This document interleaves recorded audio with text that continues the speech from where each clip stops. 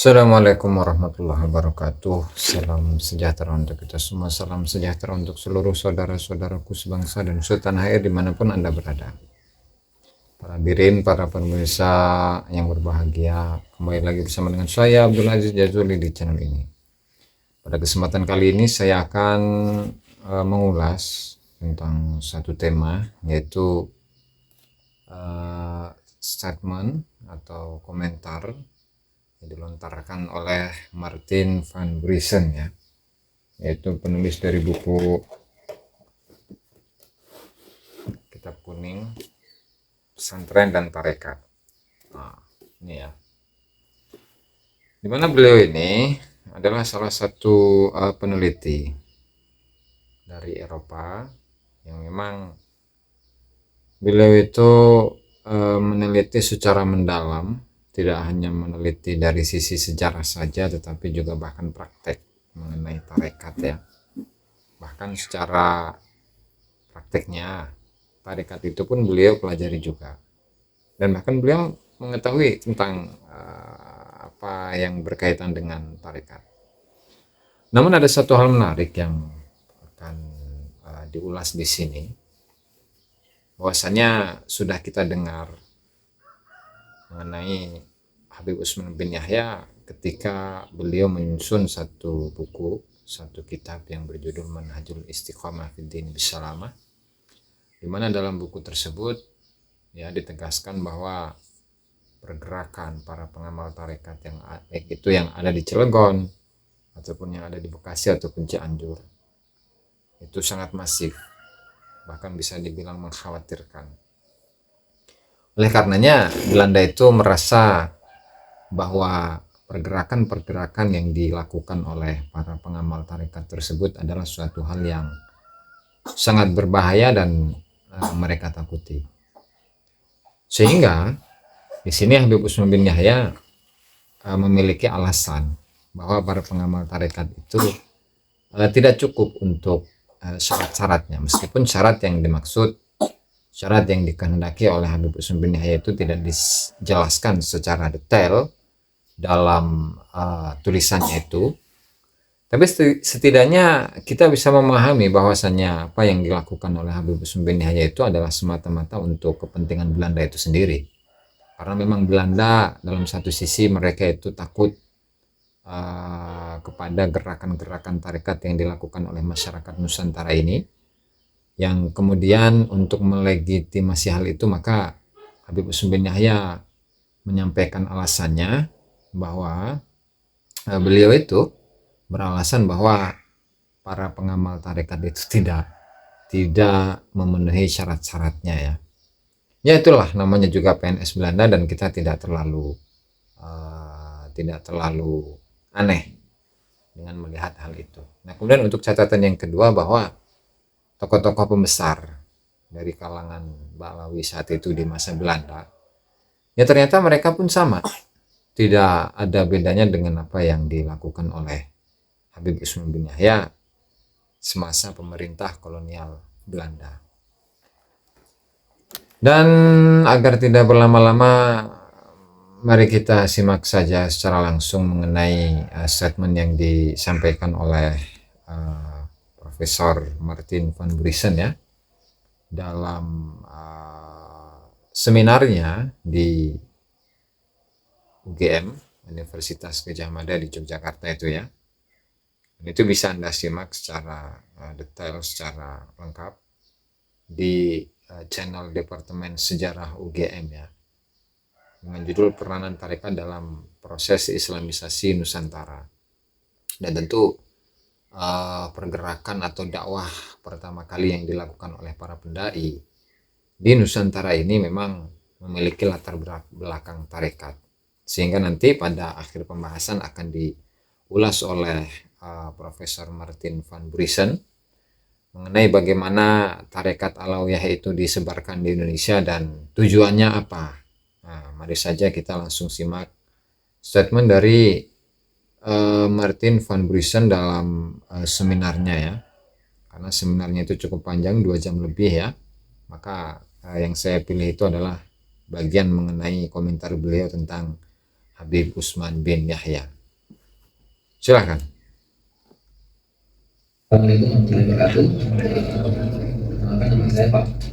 Nama saya Widya Santoso. Terima kasih Bu Juli. Langsung saja pertanyaannya, mungkin ada dua. Semoga ini bisa saya sangat ringkas pertanyaannya. Pertama berkaitan dengan tarekat itu sendiri. Nah, dalam bukunya Karel Streeting, atau dia tarekat apa atau Katolik, dia itu menulis tentang Islam, dan di situ ada tokoh yang saya suka hajinya itu, yaitu Sayyid Osman ulama Batavia itu, yang dia pro Ratu Belanda dan Belanda. Dan tokoh ini juga ditulis Pak Atoilah di tesisnya, dan mungkin yang dokternya saya belum baca, tapi tesisnya sudah selesai. Nah itu kan Sayyid Osman ini mendukung pemerintah kolonial dan mengatakan tarekat itu terasuki iblis karena punya amalan-amalan yang memberontak. Nah kayaknya tuh pemahaman dari Sayyid Osman itu kan menggunakan kaidah fikih dan ulama-fasih meredam amalan jadi masolih, ya daripada mencari manfaat untuk merdeka dari pajak atau apa, ya lebih mengutamakan hindari mudarat atau kerusakan pemberontakan atau apapun daripada cari manfaat berontak. Kira-kira begitulah. Saya nangkap seperti itu Sayyid Osman. Menurut Bapak bagaimana? Itu satu. Terima kasih pertanyaannya Pak. Jadi saya mulai pada abad ke-19 Sayyid Osman, temannya superiornya, dan memang orang yang mendukung kerajaan Belanda. Ada satu buku mengenai riwayat hidupnya yang lebih mendalam oleh Nico Kapten, itu di beberapa tahun lalu. Mungkin ada bahasa Indonesia juga.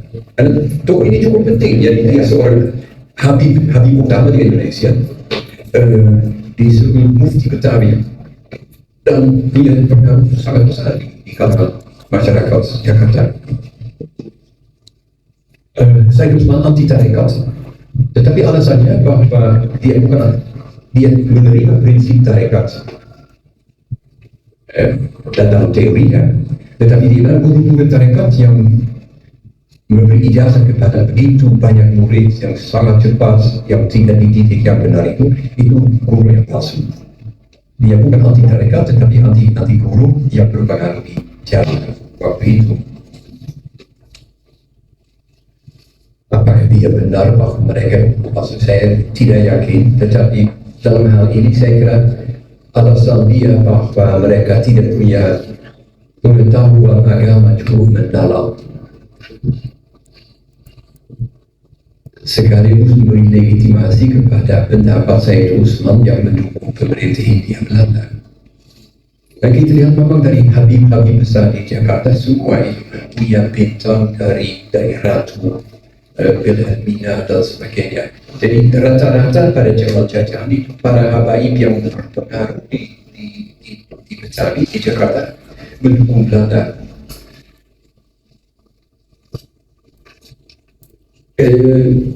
Tarekat tidak semua anti Belanda, tetapi Belanda takut pada tarekat. Misalnya tahun 1880-an di Cianjur, orang Belanda kaget karena tiba-tiba orang Sunda mulai sembahyang Jumat.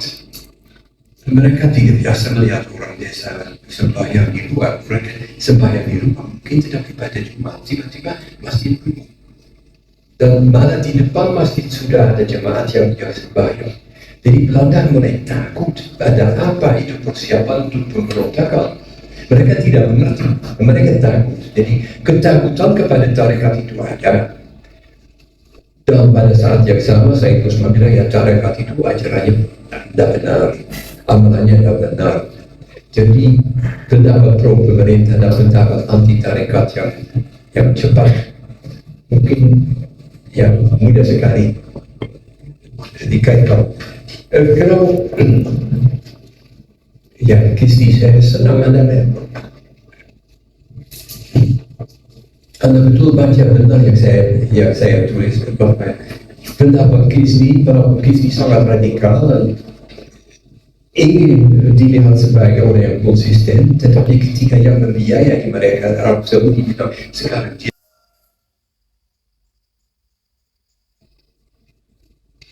nah, ada dua aspek di sana. Yang pertama, apakah benar bahwa tarekat pernah dipakai untuk kekebalan dan sebagainya? Mungkin Anda tidak mau menerima itu.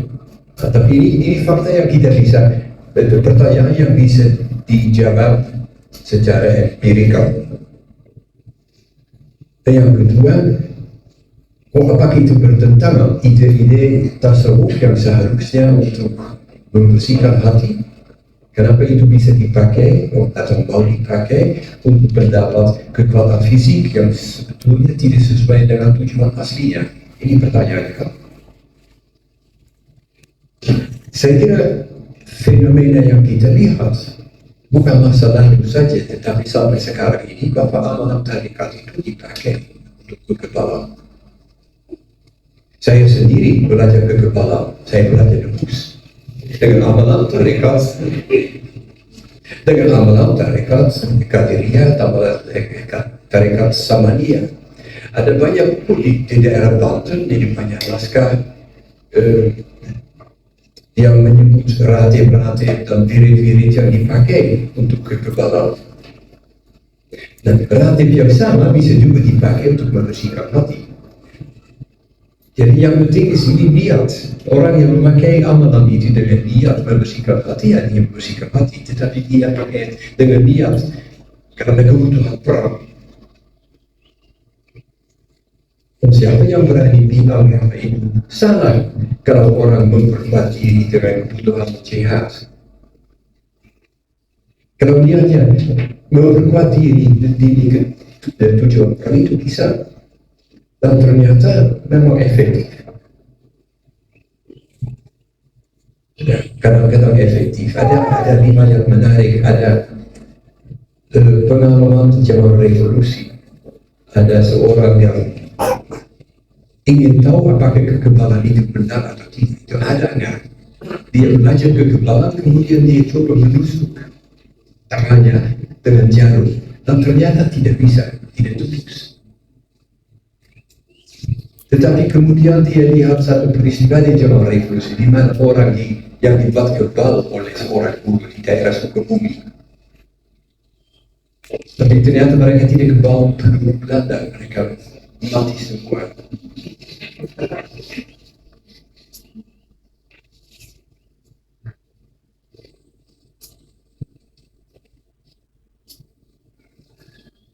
Kalau mau satu riwayat lain yang dikenal dulu tahun 83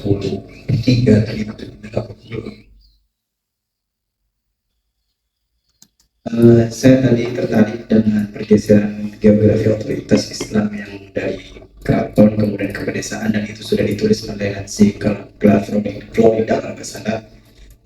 Tetapi yang menjadi pertanyaan adalah ketika terjadi pergeseran otoritas itu tadi kayaknya disinggung tentang upaya pembatasan kolonial terhadap gerakan tarekat yang bersifat politik, dan itu mungkin pasca perang Jawa terjadinya saya pikir. Dan di periode itu juga yang saya pernah baca di beberapa buku, Nusantara masuk dikatakan sebagai pasar bebas agama, dan di situ orang-orang Hadromi masuk. Saya tadi kurang mendapatkan penjelasan yang lebih luas mengenai tarekat Alawiyah dengan paradigma Haddadiyahnya yang menguat pada abad pertengahan 19.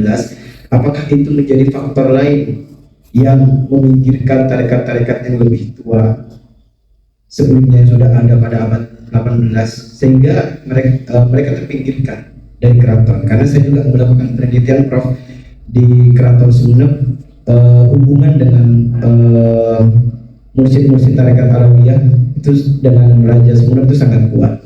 Apakah itu menjadi faktor yang lain peminggiran tarekat-tarekat yang lebih tua dengan hadirnya tarekat Alawiyah yang baru menguat pada abad 19? Kemudian pertanyaan yang kedua, apakah perlawanan tarekat mungkin juga disinggung sama Pak Sartono di Banten itu bisa dikatakan sebagai gerakan massa yang terstruktur?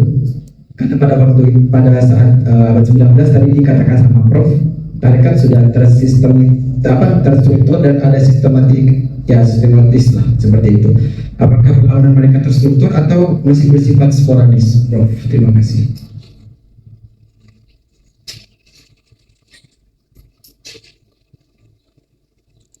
Saya tidak berani menjawab yang sangat tuntas karena ada fenomena yang menarik.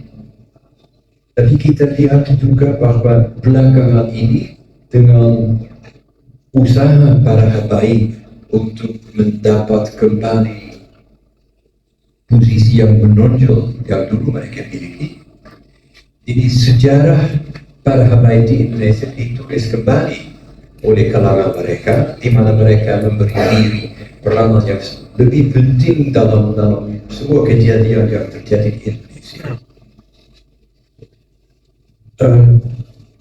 Tarekat Alawiyah itu satu tarekat yang hanya diamalkan di kalangan para Alawiyin sendiri. Itu seperti family tarekat, itu hanya mereka sendiri, mereka tidak pernah mengajarkan itu. Ya mungkin di Betawi, di Betawi mungkin pernah mengamalkan orang-orang Betawi juga bersama dengan mereka, karena hubungan Betawi dengan Habib itu sangat erat. Tapi di daerah lain saya tidak tahu, ya ada bilang Sumeneb. Ya, saya tidak punya informasi cukup detail mengenai Sumeneb. Tapi itu akan menarik kalau begitu. Tapi biasanya Alawiyah itu terbatas kepada kalangan mereka dan tidak berperan banyak untuk menggeser tarekat yang lain. Setahu saya, tetapi saya ingin belajar lebih banyak. Jadi kalau Anda tahu sesuatu yang saya bilang salah, tolong diberitahu karena saya belajar dari kesalahan.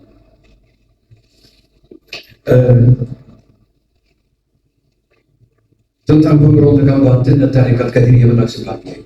Tarekat waktu itu sudah memang terstruktur sebagai satu paket amalan, sebagai satu struktur kekuasaan. Ada Abdul Karim Banten, Syekh yang berada di Mekah, orang Banten tapi berada di Mekah.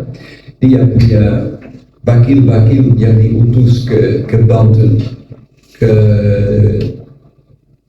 Madura, dan ke Cirebon kalau tidak salah. Dan dari sana ke Cirebon, dan dari sana tarekat itu menyebar ke seluruh Jawa. Aba Anum yang tadi saya sebut juga generasi ketiga setelah Abdul Karim Banten dari jaringan yang sama. Jadi itu satu tarekat yang besar yang sangat tersentralisasi, yang pusatnya ada di Mekah. Tapi itu tidak berarti bahwa perlawanan dalam pemberontakan itu terstruktur oleh tarekat. Tarekat itu satu sarana yang dipakai antara sarana-sarana lain. Dan tarekat menonjol dan pasar tokoh melihat karena Belanda takut pada tarekat. Kalau Belanda melihat kata tarekat, mereka merasa itu satu organisasi rahasia yang tidak bisa mereka pahami, yang tidak dilihat, tapi justru berbahaya karena tidak bisa dilihat mereka. Jadi dalam laporan-laporan Belanda tentang tarekat selalu bahaya tarekat disebut. Tapi itu tidak berarti bahwa dalam kenyataan tarekat itu begitu berperan sentral dalam pemberontakan. Kita tidak pernah melihat di sini pemberontakan yang dipimpin oleh Syekh tarekat. Guru tarekat itu berperan sebagai perantara. Jaringan tarekat berperan sebagai jaringan komunikasi. Tetapi tarekat tidak menjadi struktur yang membentuk pemberontakannya seperti pernah terjadi di Indonesia.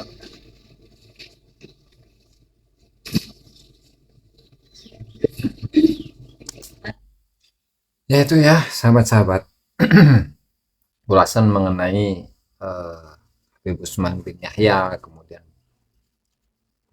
peranannya di dalam membendung gerakan-gerakan tarekat yang dilakukan oleh masyarakat Nusantara, serta ketakutan Belanda akan tarekat, sehingga Belanda beserta PNS-PNS-nya itu berupaya untuk membendung dengan sedemikian rupa. Bahkan Habib Utsman bin Yahya itu beralasan bahwa para pengikut tarekat ini tidak mencukupi syarat, dan itu bertujuan untuk melegitimasi bahwa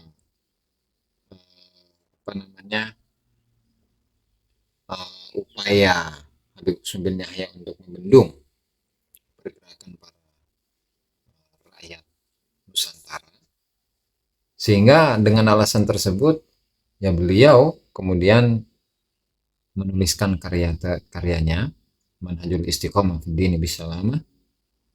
Kemudian pada akhirnya alasan tersebut diterima oleh banyak dari murid-muridnya Habib Utsman bin Yahya, dan seolah-olah beliau itu membela kepada kepentingan masyarakat itu sendiri, terutama hal-hal yang berkaitan tentang khurafat dalam tanda kutip ya, yang disampaikan oleh Habib Utsman, sehingga dari situ perlawanan demi perlawanan dari masyarakat itu berkurang lantaran memang karya-karya dari Habib Utsman bin Yahya itu memiliki pengaruh yang besar di masyarakat. Dan tidak kita lupakan juga bahwasanya Belanda itu takut dengan tarekat. Dan juga mengenai tarekat Alawiyah itu, sebagaimana yang dijelaskan oleh beliau tadi, Martin van Buren ya, itu bertujuan untuk mengembalikan kemuliaan yang mereka miliki dulu di zaman-zaman sebelumnya. Kemudian ada upaya-upaya untuk mengait-ngaitkan antara kesejarahan Indonesia dengan jasa-jasa yang mereka klaim itu. Padahal tidak ada bukti sama sekali dan tidak terverifikasi oleh data-data sejarah. Barangkali itu saja yang bisa saya sampaikan dalam kesempatan kali ini. Kurang dan lebihnya saya mohon maaf. Allahumma muwaffiq. Wassalamualaikum warahmatullahi wabarakatuh.